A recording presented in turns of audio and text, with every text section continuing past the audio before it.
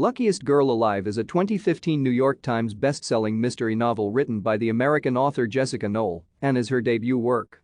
It was first published on May 12, 2015, by Simon Schuster in the United States and Pan Macmillan in Australia and is written in the first-person narrative.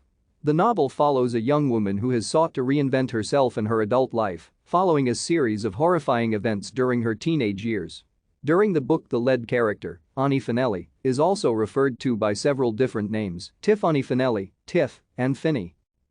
At first glance, 28-year-old Ani appears to have a perfect life. She works as an editor at a glamorous women's magazine and has a loving fiancé from a good family.